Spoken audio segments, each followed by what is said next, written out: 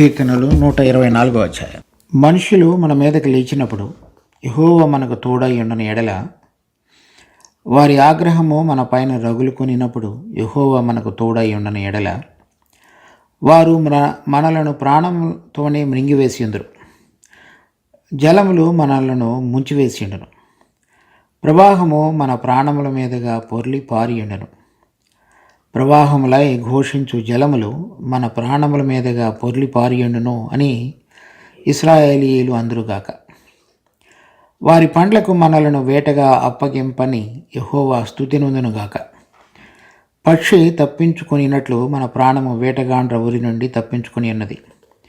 ఉరి తెంపబడినో మనము తప్పించుకొని ఉన్నాము. భూమి ఆకాశములను సృజించిన యెహోవా నామము వలననే మనకు సహాయం కలుగుచున్నది. ఈ యాత్ర కీర్తనలలో ఇది 5వ కీర్తన. దీని కీర్తనకారుడి పేరు దావీదుది అని వ్రాయబడి ఉన్నది.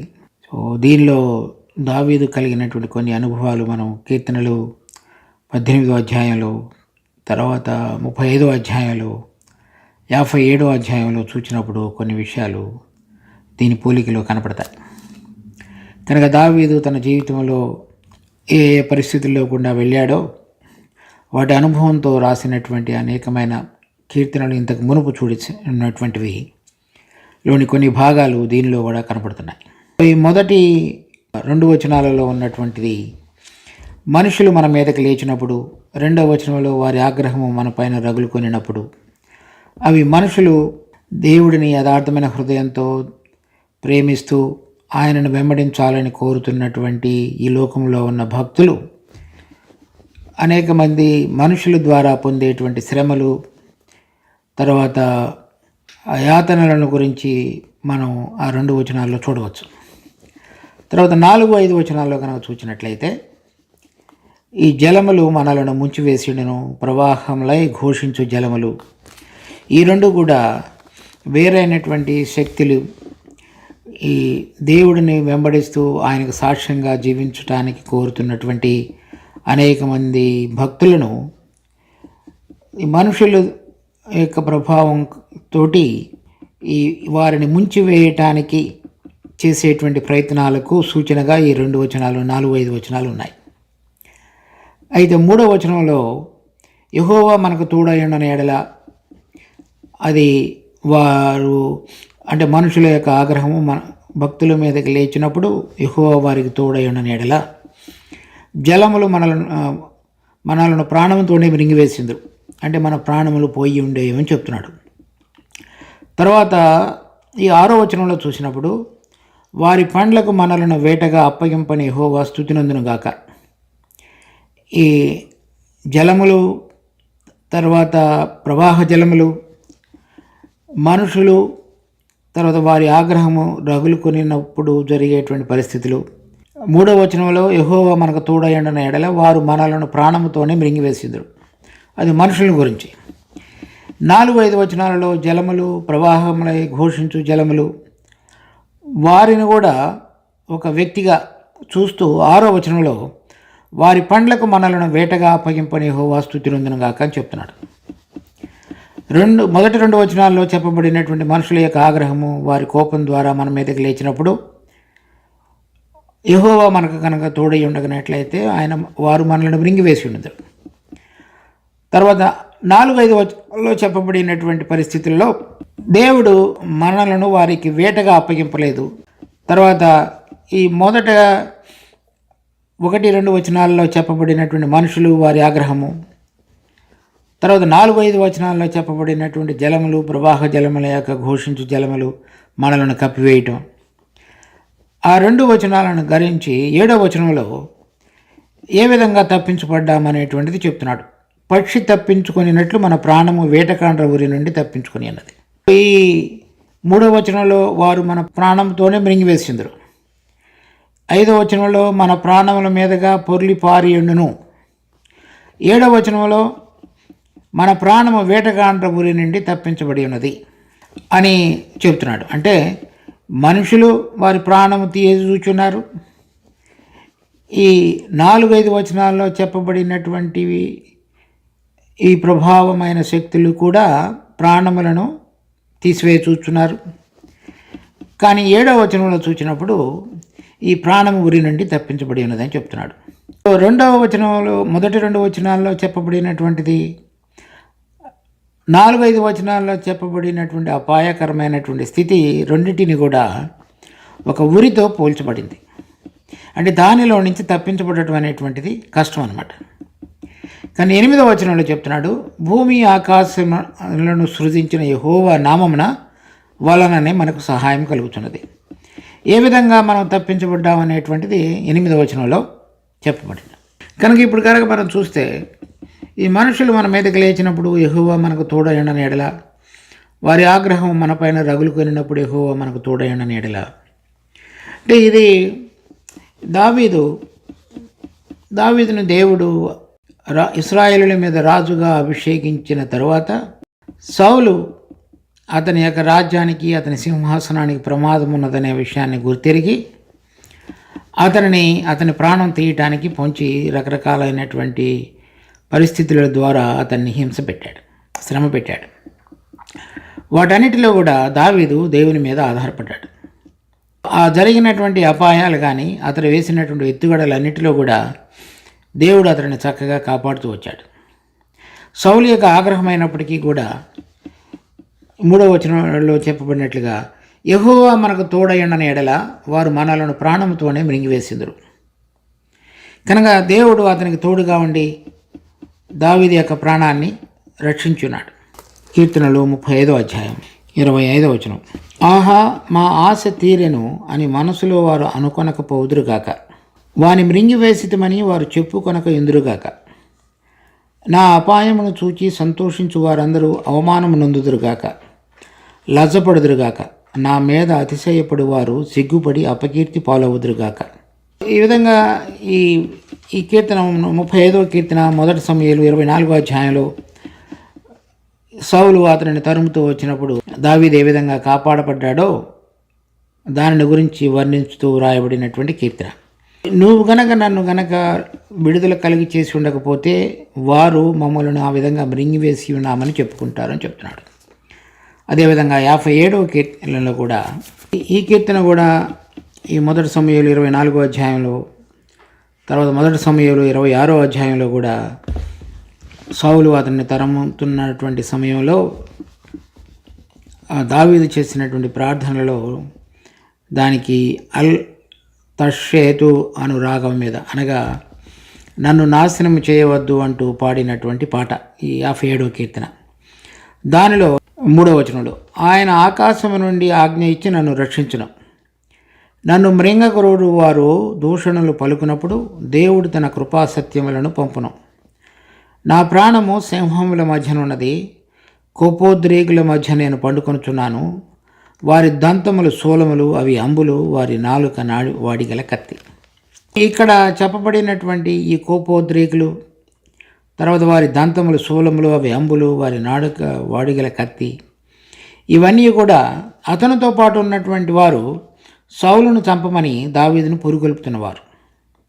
35వ కీర్తనలో మనం చూసినప్పుడు అతను సౌలుని గురించి మాట్లాడుతున్నాడు. ఇక్కడ 57వ కీర్తనలో చూసినప్పుడు అతనితో పాటు ఉన్నటువంటి కొంతమంది సౌలుని ఎందుకు చంపవని అడుగుతున్నారు.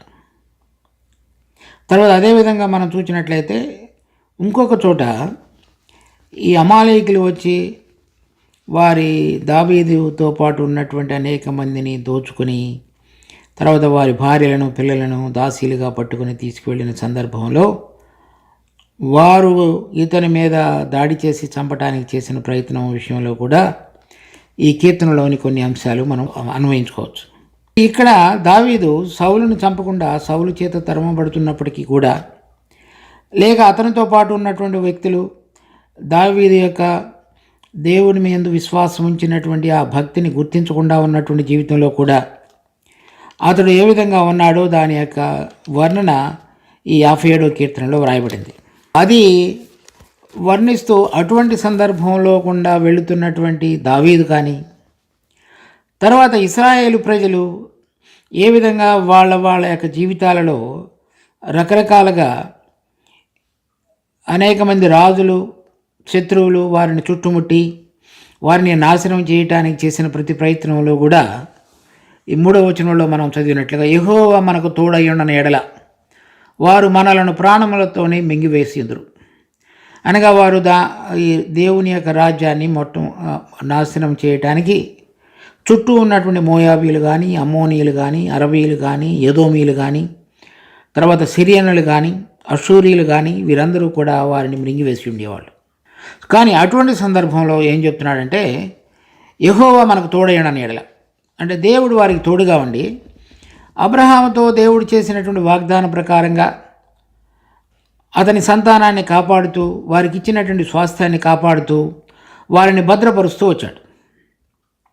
ఎందుకనగా వారి సంతానంలో నుంచి లోకరక్షకుడిగా పుట్టవలసినటువంటి ప్రభు అయిన యేసుక్రీస్తు పుట్టవలసింది. అందుచేత ఆ దేశాన్ని అబ్రహాముకి ఇచ్చిన వాగ్దానాన్ని గుర్తు చేసుకుంటూ ఆ ప్రజలను కాపాడుతూ దేవుడు వారిని నడిపించుతూ వచ్చాడు. మనుషుల యొక్క ఆగ్రహం కానీ, వారు వీరందరినీ నాశనం చేయాలని చూసినటువంటి ఏ ప్రయత్నం కూడా దేవుడు ఫలింపులోనికి తీసుకొని రాలేదు. కానీ ప్రయాణం అంతా కూడా ఈ భక్తులు రాసినటువంటి కీర్తన ఏ విధంగా అయితే వాళ్ళు యెరూషలేము వైపుకు ప్రయాణం చేస్తూ పాడుతున్నటువంటి కీర్తన అయినదో, ఇప్పుడు నూతన నిబంధనలో మనందరం కూడా ఎవరెవరైతే యథార్థమైన హృదయంతో మారు మనసు పొంది వారి పడిపోయినటువంటి పాప స్వభావాన్ని గుర్తిరిగి దేవుడు కుమారుడైన యేసుక్రీస్తు ద్వారా వారి పాపములకు విడుదల కలుగు చేయటానికి దేవుని ప్రేమ చేత పంపబడినటువంటి వాడుగా ఉన్నాడని విశ్వసించి ఆయన యొక్క మరణ భూస్థాపన పునరుద్ధానాల శక్తి యందు విశ్వసించుడి ద్వారా పొందినటువంటి జీవాన్ని అనుసారంగా ఈ లోకంలో జీవించేటువంటి భక్తి గల జీవితాన్ని కలిగి ఉన్నప్పుడు మనుషులు వారి మీదకి లేచేటువంటి ప్రతి ప్రయత్నంలో కూడా దేవుడు వారికి తోడుగా ఉండి కాపరిగా ఉండి నడిపించేవాడుగా ఉన్నాడు. వాళ్ళ అనేక మంది భక్తుల జీవితాలు మనం చూసినప్పుడు మొట్టమొదటిసారి అపోస్తుల కార్యం 7వ అధ్యాయంలో స్టెఫెన్ అనేటువంటి భక్తుడు మరి హతసాక్షిగా గావించబడ్డాడు. తర్వాత పేతురుని గురించి కూడా బైబిల్ గ్రంథంలో రాయబడి ఉండలేదు, కానీ అతడు కూడా సిలువ వేయబడి తలక్రిందులుగా సిలువ వేయబడి ఉన్నాడని రాయబడినది. పౌలు అనేకమైన హింసలు లేకుండా ఏ పరిస్థితుల్లో లేకుండా వెళ్ళి ఉన్నాడో వాటన్నిటిని కూడా మనం చూసాం. తర్వాత అదే అనుభవాన్ని కలిగినటువంటి పౌలు 2 తిమోతి 3వ అధ్యాయంలో ఈ విధంగా రాస్తున్నాడు. 12వ వచనం, క్రీస్తు యేసునందు సద్భక్తితో బ్రతుకను ఉద్దేశించు వారందరూ హింస పొందుతారు.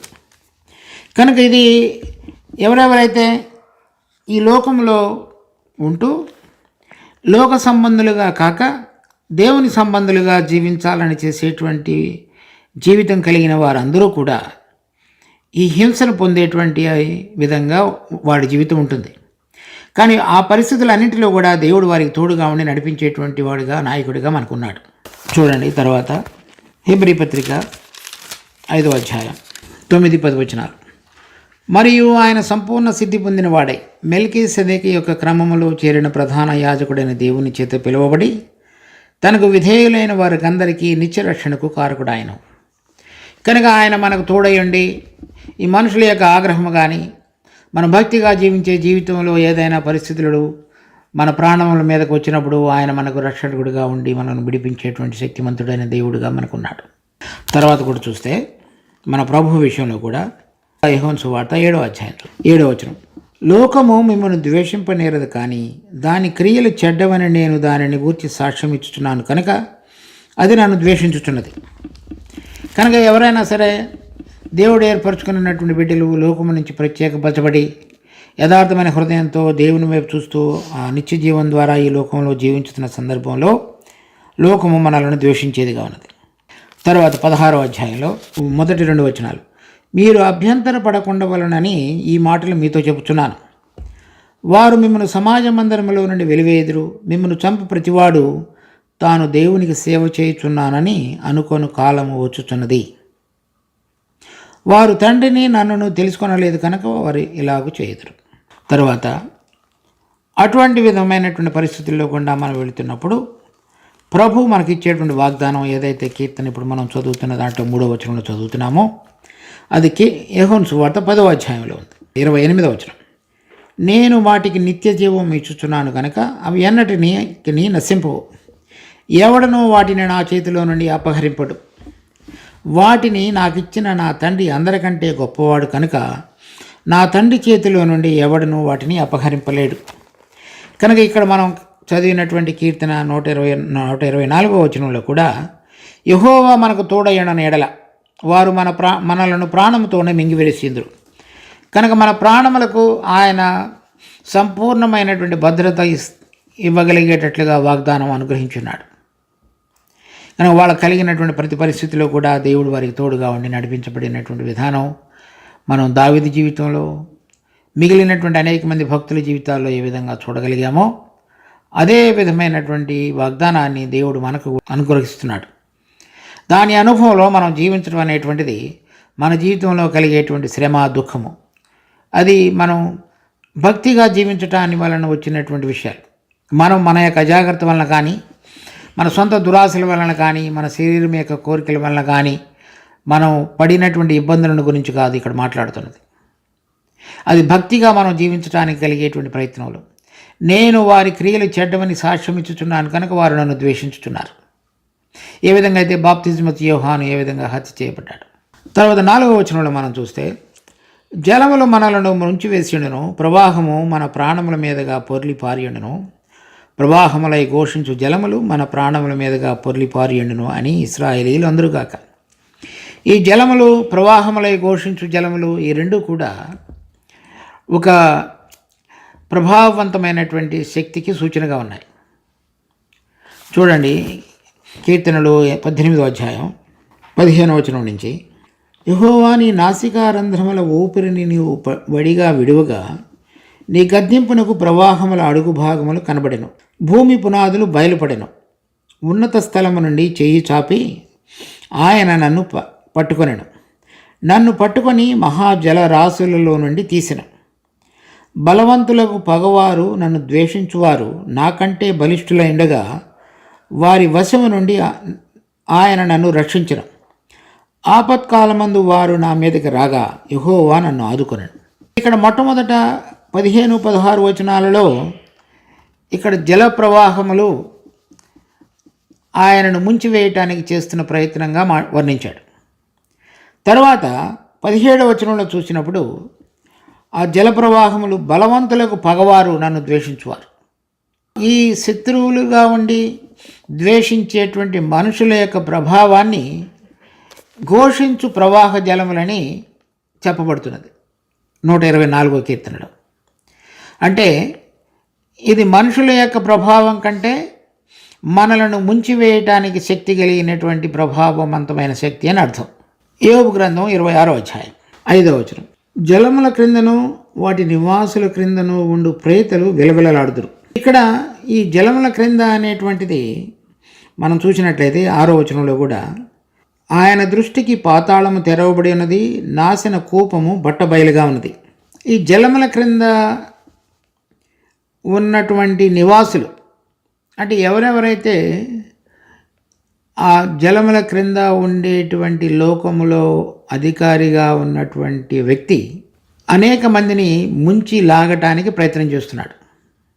అక్కడ చనిపోయినటువంటి ప్రేతలు ఉన్నారు అనేది మనం యోబు గ్రంథం 26వ అధ్యాయంలో చూస్తున్నాం. దానికి సంబంధించినటువంటి ఇంకా కొన్ని విషయాలు కీర్తనలు 139వ అధ్యాయంలో కూడా చూడండి. కీర్తనలు 139, 9వ వచనం, 10వ వచనం, నేను వేకువ రెక్కలు కట్టుకొని సముద్ర దిగంతములలో నివసించినను. అంటే ఈ సముద్ర దిగంతములలో నివసించేటువంటి ఒక స్థలం ఉన్నది, దానికి ఒక అధిపతి ఉన్నాడు. ఈ 124వ కీర్తనలో కానీ 18వ కీర్తనలో కానీ మనం చదువుతున్నప్పుడు ఈ ప్రవాహ జలములు, ఘోషించు జలములు అంటే వాటి మీద అధిపతిగా ఉన్నటువంటి ఒక శత్రువు నా ప్రాణమును ముంచివేసి అక్కడ బంధించటానికి చేసేటువంటి ప్రతి ప్రయత్నంలో కూడా అని ఆ కీర్తనకారుడు చెప్తున్నాడు. ఈ యాత్రా కీర్తనలో ఈ యాత్రికులు ఈ యెరూషలేములో కనబడాలనేటువంటి ప్రయత్నంతో ముందుకు సాగుతున్నటువంటి వైనంతో పాడినటువంటి పాట. ఇప్పుడు పరలోక సంబంధమైనటువంటి యెరూషలేముకు ప్రయాణిస్తున్నటువంటి అనేక మంది భక్తుల జీవితాల్లో ఈ ప్రవాహ జలములు, ఈ భూమి కింద ఉన్నటువంటి అడుగు భాగాలలో జలములలో ఉన్నటువంటి ప్రేతలను పట్టి బంధించి వారు మరలా బయటికి రాకుండా చేసేటువంటి శక్తుల యొక్క ప్రభావం నుంచి నాకు విడుదల కలుగు చేసి నా ప్రాణమునకు నన్ను యెరూషలేముకు చేర్చేటువంటి దేవుడువు అని వీళ్ళు పాడుతున్నారన్నమాట. ఆ ప్రభావం నుంచి ఏ విధంగా అయితే మనలను విడుదల కలుగు చేయటానికి శక్తివంతుడిగా ఉన్నాడో ఇక్కడ 18వ కీర్తనలో మనం చూసినట్లయితే ఆయన పైనుంచి తన చేయి చాపి నన్ను పైకి లేవనెత్తను. కనుక ఇది అన్నిటికంటే దిగువన వెళ్ళిపోయినటువంటి స్థలంలో ఉన్నటువంటి మన ప్రాణాలను ఆయన విడుదల కలుగు చేసేటువంటి వాడుగా ఉన్నాడని అర్థం. చూడండి, ప్రకటన గ్రంథం 20వ అధ్యాయం 13వ వచనం. సముద్రము తనలో ఉన్న మృతులను అప్పగించెను. కనుక ఈ సముద్రము భూమి కింద ఉన్నటువంటి పాతాళం కింద ఉన్నటువంటి సముద్రంలో మృతులు ఉన్నారు కొంతమంది. ఈ 124వ కీర్తనలో కానీ 18వ కీర్తనలో కానీ యోబు గ్రంథం 26వ అధ్యాయంలో కానీ కీర్తన 139వ అధ్యాయంలో కానీ మనం చూస్తున్న విషయం ఏంటంటే, ఆ లోకానికి అధిపతిగా ఉన్నటువంటి వ్యక్తి నా ప్రాణాన్ని ముంచివేసి దానిలో బంధించడానికి ప్రయత్నం చేసేవాడుగా ఉన్నాడు అని ఆ 124వ కీర్తనలోని సారాంశం. 124వ కీర్తనలో మొదటి 2 వచనాల్లో ఈ లోకంలో జీవించేటువంటి సమయంలో మనతో పోరాడేటువంటి అంధకార శక్తులతో ప్రభావం ద్వారా ఆవరించబడినటువంటి మనుషులు దేవుని యొక్క సత్యాన్ని వెలుగును ద్వేషించేటువంటి వారు మనతో చేసేటువంటి పోరాటం. 4-5 వచనాల్లో చెప్పబడినటువంటి జలములు, ప్రవాహ జలములు మనకు అదృశ్యమైనటువంటి శక్తులుగా ఉండి మనలను మాటిమాటికి వాటి యొక్క ప్రభావం కిందకి తీసుకుని వచ్చి మనము ఆ పరలోకపు యెరూషలేము చేరకుండా చేసేటువంటి ప్రయత్నానికి వాళ్ళు చేసేటువంటి ప్రయత్నం అది మనం చేరకుండా ఉండటానికి. పాత నిబంధనలో కానీ కొత్త నిబంధనలో కానీ వారి యొక్క జీవితంలో, వారి యొక్క పాటలో, తర్వాత వారు పొందినటువంటి అనుభవంలో దీనిని గురించినటువంటి విధంగానే సాగుతూ వచ్చింది. ఇప్పుడు మన జీవితంలో కూడా మనము ఈ లోకంలో జీవించేటువంటి సమయంలో ఏ విధంగా అయితే మనం చదివామో 2 తిమోతి 3వ అధ్యాయం 12వ వచనంలో క్రీస్తు యేసునందు సద్భక్తితో బ్రతుకును ఉద్దేశించి వారందరూ హింస పొందుదురు, అది ఈ లోకంలో ఉన్నటువంటి శక్తులు మనం చూడగలిగినటువంటివి.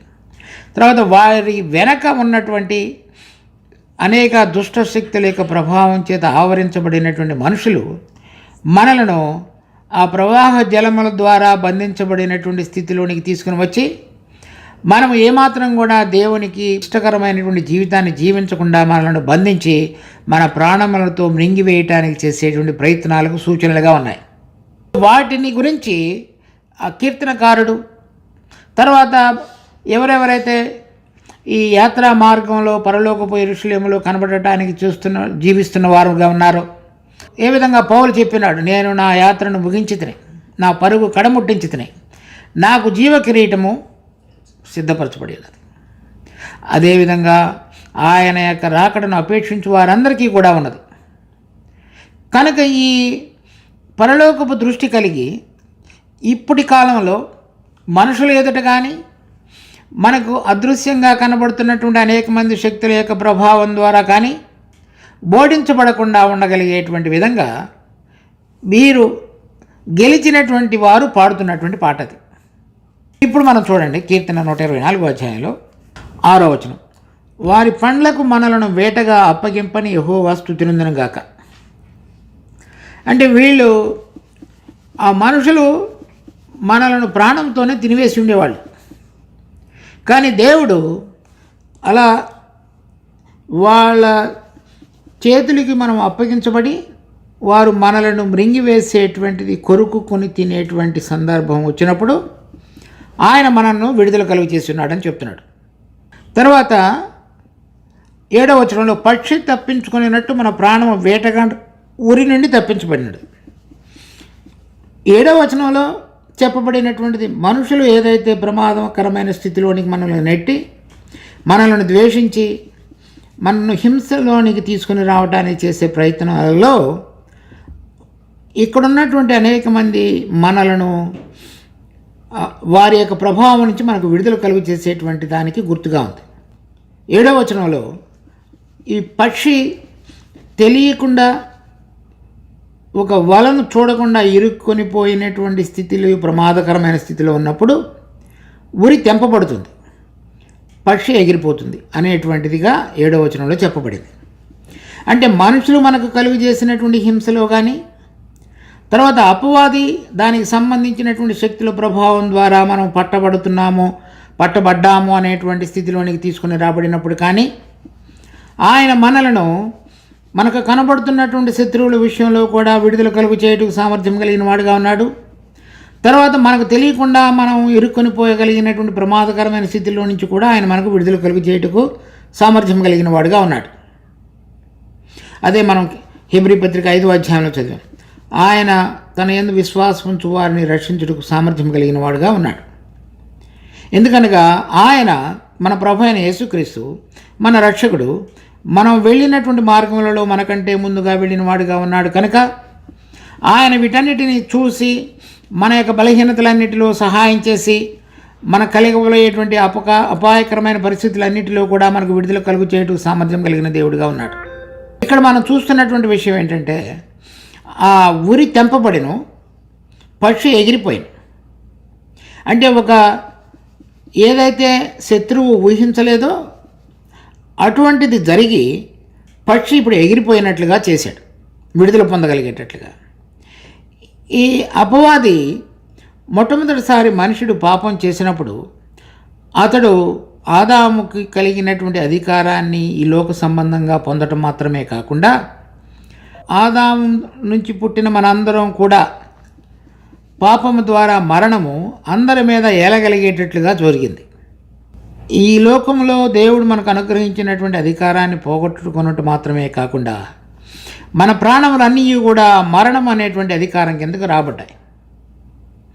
ఆదామును పోలి పాపము చేయని వారి మీద కూడా మరణము ఏలెను. కానీ ఇప్పుడు యెహోవా మనకు తోడయ్యండి మన ప్రాణములు మృంగివేయబడకుండా, మన ప్రాణము మరణములో పడకుండా, ఈ ప్రవాహ జలముల యొక్క ఉచ్చులో మనం పడిపోకుండా, పక్షి వలలో చిక్కబడకుండానట్లుగా ఆ వల తెంపబడింది. మన ప్రభు అయిన యేసుక్రీస్తు ఈ లోకమునకు వచ్చి మనందరి కొరకు కూడా మరణాన్ని రుచి చూచి 3వ దినం మృతులలో లేపబడటం చేత ఆ వలగా ఉన్నటువంటి మరణ బంధములు, ఆ మరణ పాశములు, ఈ సముద్రము మనలను విడుదల చేయకుండా పట్టుకుని ఆపుతున్నటువంటి ప్రభావం కలిగిన ఆ మరణం యొక్క శక్తి వల తెంపబడింది. ఆ వల తెంపబడటం మాత్రమే కాకుండా పక్షి ఎగిరిపోయేటట్లుగా చేయబడింది. మన ప్రభు అయిన యేసుక్రీస్తు మృతులలో నుంచి లేచి ఆ వల తెంపబడి ఆ మరణ బంధకములన్నీ కూడా తెంచివేయబడి మృతులలో నుంచి లేపబడిన మన ప్రభు అయిన యేసుక్రీస్తు ఇప్పుడు తండ్రి కుడి పార్శ్వమున పరలోకములో ఆసీనుడై ఉన్నాడు. ఆయన యందు విశ్వసించిన మనందరం కూడా మనము మరణములో నుంచి జీవములోనికి, చీకటిలో నుంచి వెలుగులోనికి, తర్వాత ఇక్కడ ఉన్నటువంటి ప్రాణ సంబంధమైన ప్రభావం నుంచి ఆత్మ సంబంధమైన ప్రభావం మీదకి రాగలిగి పక్షి విడుదల పొందినట్లుగా విడుదల పొందగలిగి ఈ లోక సంబంధంగా కాక పరలోక సంబంధమైన విధంగా పైలోకములో ఎగరగలిగేటట్లుగా మరి మనము విడుదల పొందగలిగి ఉన్నాం. మనిషి రక్త మాంసములు కలిగి ప్రాణంతో ఈ లోకంలో జీవిస్తున్నటువంటి విధంగా సృష్టించబడ్డాడు. కానీ ఆత్మ సంబంధమైన జీవం మన ప్రభు అయిన యేసుక్రీస్తు మృతులలో నుంచి లేచుట ద్వారా ఏ జీవం అయితే మనకు పునరుద్ధాన జీవం అనేటువంటిది వరంగా ఇవ్వబడుతున్నదో ఆయనలో మనం ఐక్యపరచుకునేటప్పుడు ఆ జీవము ఆయన ఆత్మ ద్వారా మనం నడిపించబడుతున్నటువంటి అనుభవంలో కలిగినప్పుడు పక్షి ఏ విధంగా ఆకాశంలో ఎగురుతుందో ఆ విధంగా ఎగరగలిగేటట్లుగా చేస్తున్నాడు. మనం ఈ లోకంలో ఉంటున్నప్పటికీ ఈ లోకానికి సంబంధించిన వారంగా కాక మన ప్రాణములు విడుదల పొందగలిగినటువంటి అనుభవంలోనికి తీసుకుని వచ్చున్నాడు. ఎవరైతే ప్రభువునందు విశ్వాసం ఉంచి ఆయన యొక్క మరణ భూస్థాపన పునరుద్ధానాల సాదృశ్యాలలో ఐక్యత కలిగి విశ్వాసం ద్వారా ఆయన ఆత్మ ప్రభావం ద్వారా జీవించగలుగుతారో వారందరూ కూడా ఈ ప్రాణము అపాయకరమైన స్థితిలో నుంచి, నాశనకరమైన స్థితిలో నుంచి, మరణ ప్రమాదకరమైన స్థితిలో నుంచి, జల ప్రవాహములు పారుచున్నటువంటి స్థితిలో నుంచి విడుదల పొందిన వారై పక్షి ఎగరునట్లుగా వారు ఆకాశ సంబంధమైన, పరలోక సంబంధమైన, ప్రభు సంబంధమైన జీవాన్ని కలిగి ఎగరగలిగేటట్లుగా మన ప్రాణములను మనుషుల యొక్క స్థితిలో నుంచి, ప్రవాహ జలముల యొక్క స్థితిలో నుంచి కూడా మనలను తప్పించి మనకు స్వతంత్రతను, స్వేచ్ఛను ఆయన అనుగ్రహించున్నాడు. చూడండి, ఒక మనుషుడు చేసినటువంటి పాపాన్ని బట్టి మనం ఈ లోకంలో ఉన్నటువంటి అధికారాన్ని పోగొట్టడం మాత్రమే కాకుండా వాడి ప్రభావం కిందకి రాగలిగి మరణం అనేటువంటి బంధకాలలోనికి మనిషి తీసుకుని రాబడ్డాడు. మన ప్రభువు చేసినటువంటి గొప్ప కార్యం ద్వారా మనం విడుదల పొంది స్వేచ్ఛగా ప్రభువు కోరిన విధంగా, ప్రభు యొక్క చిత్తానుసారంగా, మన సృష్టికర్త భూమి ఆకాశమునకు ప్రభు అయినటువంటి ఆయన కోరిక ప్రకారంగా జీవించగలిగేటువంటి విధంగా మనలను స్వేచ్ఛగా ఎగరగలిగేటట్లుగా మన జీవితాలకు విడుదల కలుగు చేసిన దేవుడు స్తుతింపబడును గాక. 8వ వచనం, భూమి ఆకాశమును సృజించిన యెహోవా నామమున వలననే మనకు సహాయం కలుగుతున్నది. ఇదంతా కూడా ఈ భూమి ఆకాశమును సృజించినటువంటి యెహోవా నామమును బట్టి. ఎందుకు ఈ భూమి ఆకాశము సృజించబడుట అనేది వ్రాయబడినది? మొట్టమొదటిలో దేవుడు భూమిని సృష్టించినప్పుడు మనుషుని సృష్టించి భూమిలో ఉన్నటువంటి సమస్తమైనటువంటి అధికారాన్ని మనిషికి అప్పగించాడు. తర్వాత కనుక మనం నూతన నిబంధనలు చూచినప్పుడు ఆయనందు విశ్వాసం ఉంచిన బిడ్డలందరికీ కూడా పరలోకపు పిలుపు, పరలోకపు పౌరసత్వము, పరలోక స్వాస్థ్యము, పరలోకపు గుడారము, పరలోకపు గృహ నిర్వాహకత్వము, పరలోక రాజ్యము, ఇవన్నీ కూడా ఇవ్వబడ్డాయి. కనుక భూమిలో ఉన్నటువంటిది, పరలోకములో ఉన్నటువంటిది ప్రభు అని యేసుక్రీస్తునందు ఏకముగా సమకూర్చబడి అన్నిటికీ ఆయన శిరస్సుగా చేయబడబోతున్నాడో వాటిలో మనుషుడు కూడా ఆ స్వాస్థ్యాన్ని పొంది భూమి ఆకాశములను సృజించినటువంటి యెహోవా వీరందరినీ కూడా ఆయనతో పాటుగా ఉంచటానికి చేయబడుతున్నటువంటి ఈ ప్రక్రియలో మనలను, మన ప్రాణములను ఆయన విడుదల కలుగు చేసే దేవుడిగా మనకున్నాడు. అందుకని ఆయన సహాయం చేసేవాడిగా ఉన్నాడు. ఈ కారణాన్ని బట్టి మనకు సహాయం చేసేవాడిగా ఉన్నాడు. మన ప్రాణములను భద్రపరిచేవాడిగా ఉన్నాడు. ప్రార్థించుకుందాం. మా జీవము కలిగిన తండ్రి, మీకు ఎంతో వందనాలు. ఇచ్చిన వాక్య భాగాన్ని బట్టి కూడా స్తుతి స్తోత్రాలు. దీన్ని మా కొరకై ఆశీర్వదించి ప్రభా, మేము మా ప్రాణములు మీలో భద్రపరచబడి ఉన్నదనే విషయాన్ని మేము గుర్తెరిగి మీ ద్వారా దినదినము జీవిస్తూ మరి మాకు కలిగేటువంటి ఎటువంటి ప్రమాదకరమైన స్థితిలో నుంచి అయినా మాకు విడుదల కలుగు చేయటకు సామర్థ్యం కలిగిన దేవుడు అని మేము గుర్తెరుగుటకు, అటువంటి విశ్వాసంతో మా జీవిత యాత్రను ముందుకు కొనసాగించుటకు మాకు దినదినము కావలసిన కృపను మీరు అనుగ్రహించమని వేడుకుంటూ మా రక్షకుడు ప్రభు అయిన యేసు నామమున అడిగి వేడుకుంటున్నాం తండ్రి. ఆమేన్.